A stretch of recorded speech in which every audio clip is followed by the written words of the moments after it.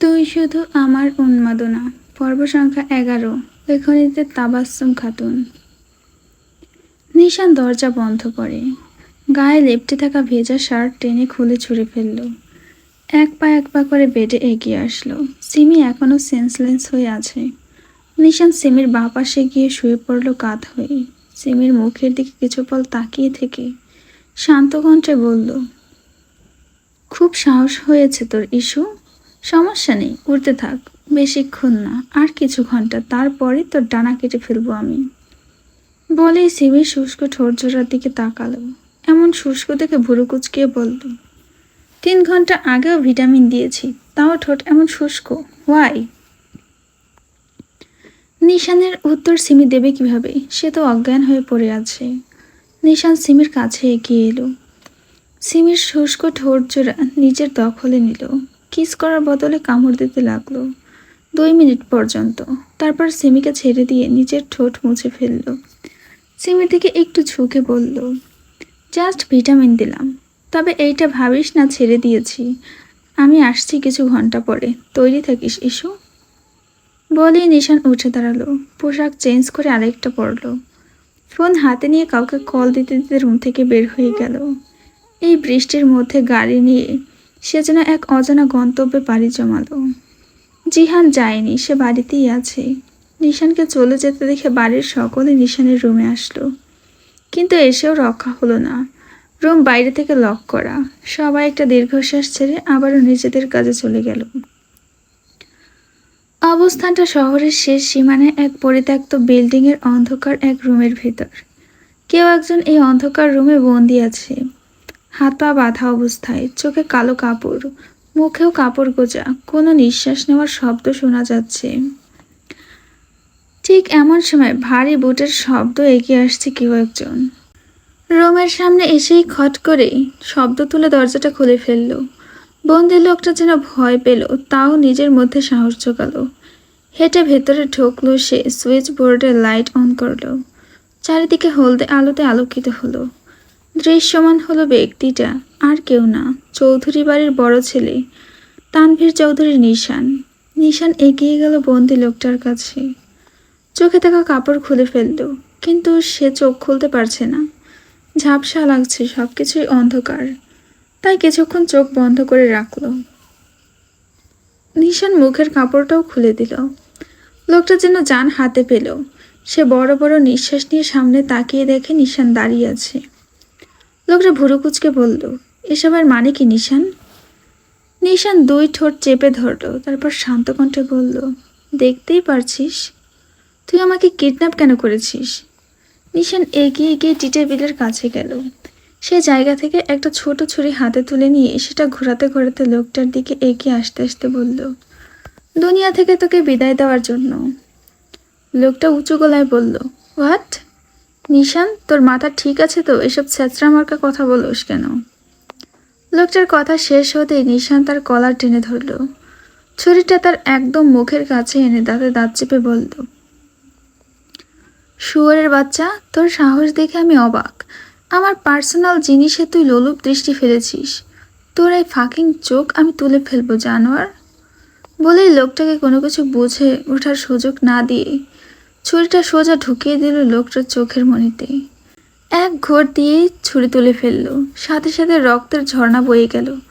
লোকটার আর্তচিৎকার করে উঠল। তার চিৎকার যেন এই পরিত্যক্ত বিল্ডিংকেও কাঁপিয়ে তুলছে। নিশান দাঁতের দাঁত চেপে বলল, আমার সব দিকেই নজর থাকে।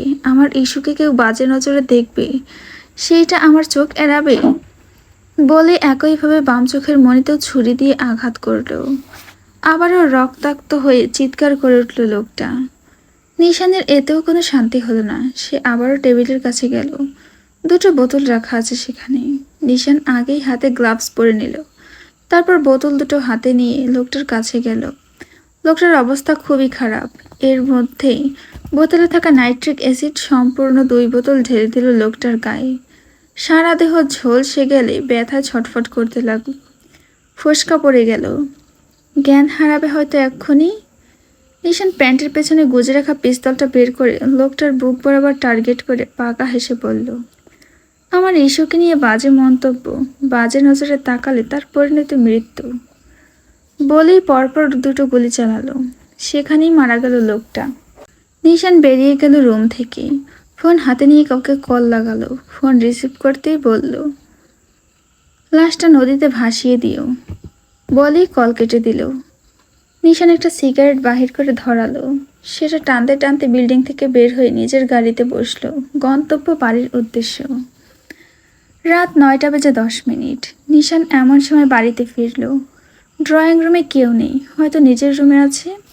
নিশান নিজের রুমের কাছে এসে লক খুলল। ভেতরে ঢুকে আবার দরজা লক করে দিল। সে বেডের দিকে তাকাতেই দেখতে পেল সিমি উঠে বসে আছে, গায়ে ব্ল্যাঙ্কেট জড়িয়ে। নিশানকে দেখে যেন সে আরও একটু ব্ল্যাঙ্কেটের ভেতর ঢুকে গেল। নিশান কোনো কথা না বলে গায়ে থাকা শার্টের বোতাম খুলতে শুরু করলো।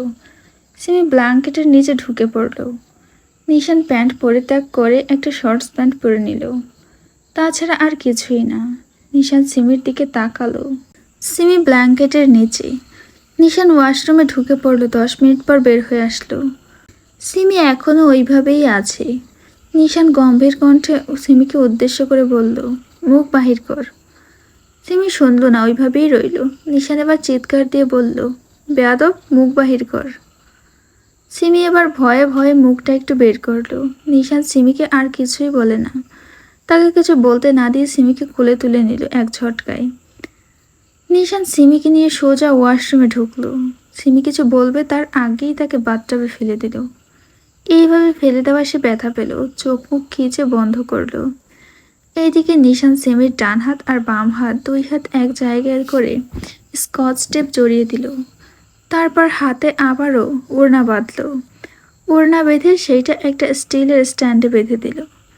সিমির হাতে ব্যথা লাগছে, সাথে তাকে যে বাথটাবে ফেলেছে সেইটা থেকে বিশ্রী গন্ধ বাহির হচ্ছে।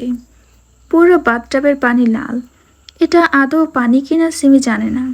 নিশান সিমিকে শান্ত কণ্ঠে বলল, আমার অনুমতি বিনা বৃষ্টিতে ভেজার সাহস দিল কে তোকে?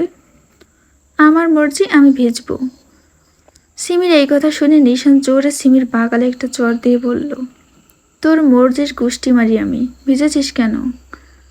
সিমি মুখটা অন্ধকার করে বলল, ইচ্ছে করেছিল। সিমির খাপছাড়া উত্তর যেন নিশানকে আরও রাগিয়ে দিচ্ছে। নিশান এবার নিজেও বাথটাবে নামল। ওর গলা চেপে ধরে বলল, তোর ইচ্ছেতে আমি মুতে দেই, বল কেন ভিজেছিস? ভিজেছিস আবার সেন্সলেসও হয়েছিস। জ্বর বাঁধিয়েছিস কেন? বল বল, উত্তর দে। সিমির গালে ব্যথা হচ্ছে। নিশান এত জোরে তার গাল ধরছে যেন ভেঙে যাবে।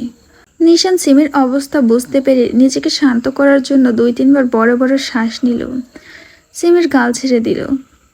কাঁদো কাঁদো কণ্ঠে সিমি বলে উঠল, ভিজলে যে জ্বর আসবে আমি জানতাম নাকি? জানিস কি, জামাই আদর করলে কান্না করতে হয়, শুধু এটাই জানিস? নিশানের কথায় সিমি মাথা নিচু করে আছে।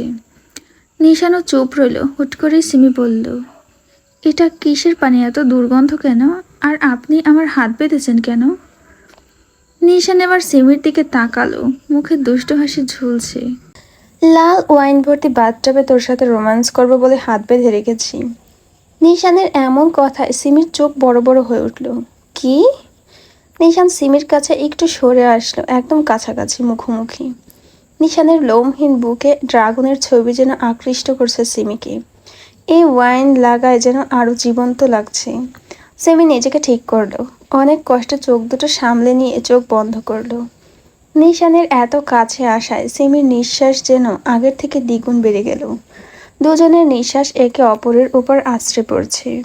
নিশান হাসকি টোনে বলল, জান বাচ্চা, রোম্যান্স করে তোকে শাস্তি দেবো এই ওয়াইন ভর্তি বাথটবে। বলেই নিশান সিমির গলার কাছে হাত দিয়ে একটু ঝুঁকে তার ঠোঁট দুটো নিজের দখলে নিল। সিমির হাতও বাঁধা, সে এবার নড়তেও পারছে না। নিশান সিমির কোমরের কাছে হাত দিয়ে চেপে ধরল। সিমি চোখ মুখ বন্ধ করলো। আবার শুরু হয়ে গেছে এই বিদেশি কুত্তার দম বন্ধ খেলা। নিশান সিমির ঠোঁটে ইচ্ছা মতো যুদ্ধ করতে লাগলো। প্রায় 15 মিনিট পরে সে সিমিকে ছেড়ে দিল। সিমি জোরে জোরে নিঃশ্বাস নিচ্ছে, জ্বালা করছে, ঠোঁট কেটে গিয়েছে হয়তো।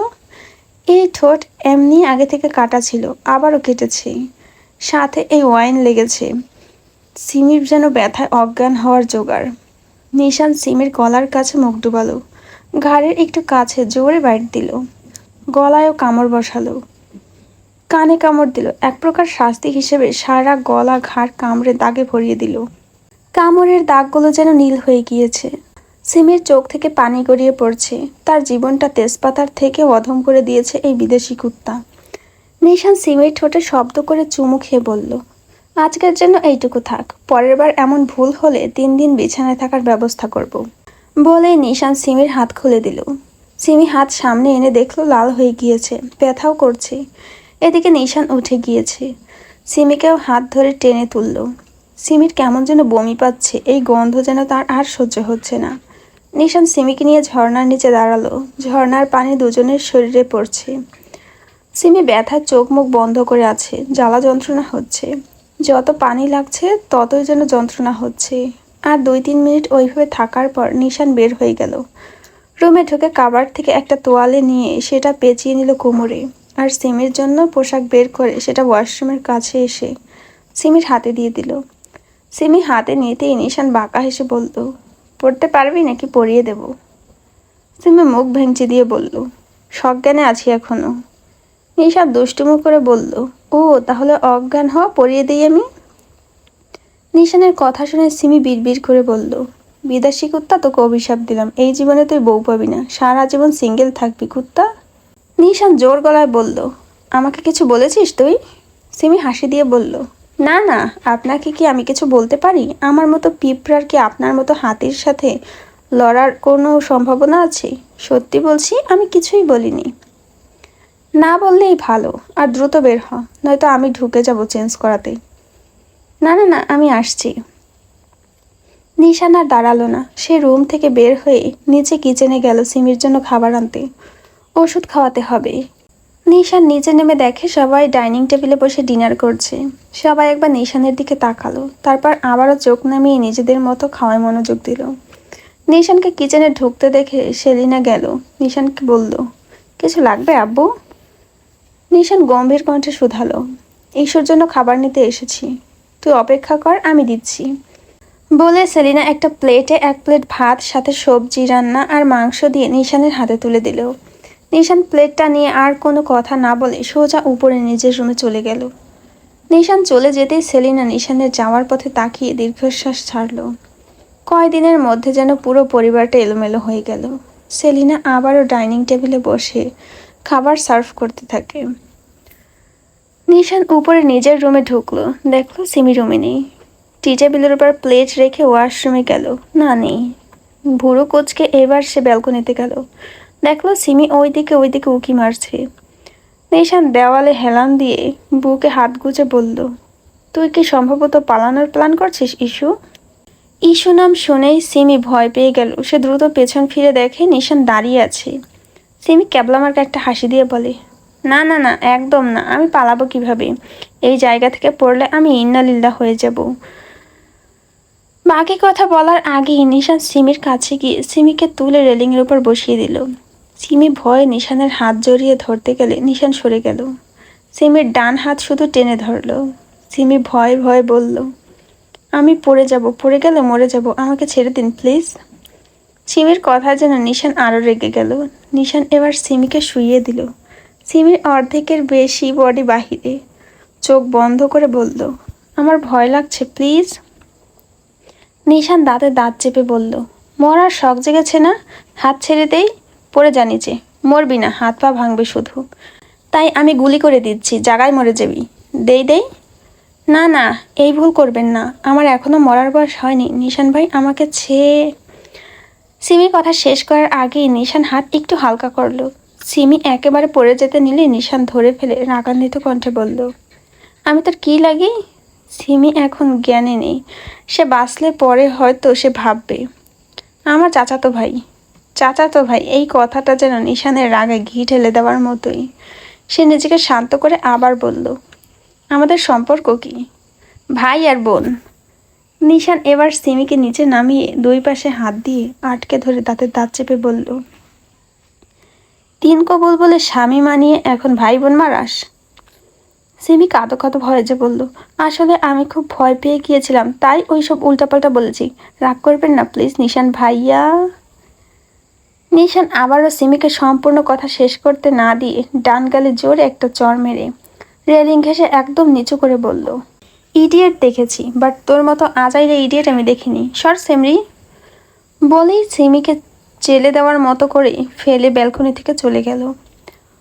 রোমেও থাকলো না, সোজা রুম থেকে বের হয়ে গেল। সিমি গালে হাত দিয়ে নিশানের জামার পানে তাকিয়ে বলল, 100বার তোকে ভাই বলবো, শালা বিদেশি কুত্তা। নিশান ভাইও বলবো না, তোকে আমি নাশপাতি ভাইও বলবো না। অ্যানাকোন্ডা, হাতি, বিদেশি কুত্তা, ইঁদুর, ছাগলের 10 নম্বর বাচ্চা। আজ এই পর্যন্তই, বাকিগুলো কালকে এক্সপ্লেন করবো। বলেই সিমি রুমে ঢুকলো। রুমে ঢুকে টি টেবিলের উপর দেখে প্লেটে ভাত তরকারি রাখা। সিমির এমনি দিয়ে প্রচণ্ড ক্ষুধা লেগেছিল, আবার খাবার দেখে যেন ক্ষুধা বেড়ে গেল। সে সোফায় গিয়ে বসলো, আলাদা একটা প্লেট নিয়ে সেখান থেকে অল্প ভাত তরকারি নিয়ে খেতে শুরু করলো। এদিকে নিশান সোজা ছাদে চলে আসলো। এসে রেলিং ঘেঁষে দাঁড়িয়ে সিগারেট ধরালো, সিগারেটে টান দিতে লাগলো। রাগে তার মাথা ফেটে যাচ্ছে, সহ্য হচ্ছে না কিছুই। সিগারেটে আর 2-1 টান দিয়ে সিগারেট ফেলে দিল। সে ছাদ থেকে নিচে নেমে গেল। রুমে না ঢুকে উল্টো রুম থেকে বেরিয়ে গেল। নিশানকে রুম থেকে বের হয়ে যেতে জিহান দেখল। এই রাতে নিশান কোথায় যাচ্ছে এটা জানতেই জিহান তার পিছু পিছু গেল। নিশান গাড়িতে উঠতেই জিহান উঠে বসলো। নিশান জিহানকে দেখে রাগে কটমট করতে করতে বলল, কি সমস্যা তোর, গাড়িতে উঠেছিস কেন? জিহান ভাবলেশীন হয়ে বলল, তোর বাপের গাড়ি যে উঠতে পারবো না, এটা আমার জানে জিগারের গাড়ি, তাই উঠে পড়েছি। তোর সমস্যা হলে নেমে পড়। নিশান নিজেকে শান্ত করার চেষ্টা করে বলল, দেখ ভালো লাগছে না, নেমে পড়। জিহান ভোলা ভোলা উত্তর দিল, কিভাবে নামতে হয় আমি জানি না তো। নিশানের কথা না বাড়িয়ে স্টিয়ারিং ঘুরালো। ফুল স্পিডে গাড়ি চালাতে দেখে জিহান বলল, আবে এইভাবে স্পিডে চালাস কেন ভাই? তুই তো বিয়ে করেছিস, আমি তো এখনো করিনি। বিয়ের গোষ্ঠী মারি, চুপ কর, নয়তো পাছায় লাথি দিয়ে বের করে দেব। জিহান চোখ ছোট ছোট করে বলল, এই সাহস তোর এখনো হয়নি সোনা? এইসব সোনা তো না বলবি না। আমি তো সোনা বলেছি, তো না না। নিশান জিহানের দিকে এক পলক তাকিয়ে বলল, মেয়ে মানুষ নাকি তুই? উপস সরি, তুই কি তৃতীয় লিঙ্গ? জিহান 2 গালে হাত দিয়ে তবা করে বলল, আস্তাগফিরুল্লাহ, নাউজুবিল্লাহ, কুত্তা হারামি। আমি তৃতীয় লিঙ্গ? অসভ্য বেয়াদব, তুই ভাবলি কি করে? আমার তো এখন মনে হচ্ছে তুই নিজেই তৃতীয় লিঙ্গ। নিশান বাঁকা হেসে বলল, দেখেছিস কখনো? দেখা লাগে নাকি, তোর আচরণেই বোঝা যায়। দেখতে হয়, তুই চাইলে দেখতে পারিস। আমরাই তো। আমি তৃতীয় লিঙ্গ কিনা চেক করে দেখব, তবে আমি 100% শিওর তুই তৃতীয় লিঙ্গ। জিহান মুখ ভাঙিয়ে বলল, চেক করে দেখে নে শালা, আমি পুরুষ সলিড। তোর মুখের ভাষা কিন্তু খারাপ হয়ে যাচ্ছে। যার বেস্ট ফ্রেন্ডের মুখের ভাষা মাশাল্লাহ, তার মুখের ভাষার এই অবস্থা হবে, এটা তো স্বাভাবিক। নিশান হালকা হেসে ঠোঁট কামড়ে বলল, আস্তাগফিরুল্লাহ মাশাল্লাহর তফাৎ বুঝোস তুই? অপমান করছিস নাকি তুই? ঠান্ডা মাথায় বাঁশ দিচ্ছি। স্টকে বাঁশ অনেক আছে, আর লাগবে না। বাট আমরা যাচ্ছি কোথায়? নিশান ভাবলেশীন কণ্ঠে বলল, তোর শ্বশুরবাড়ি।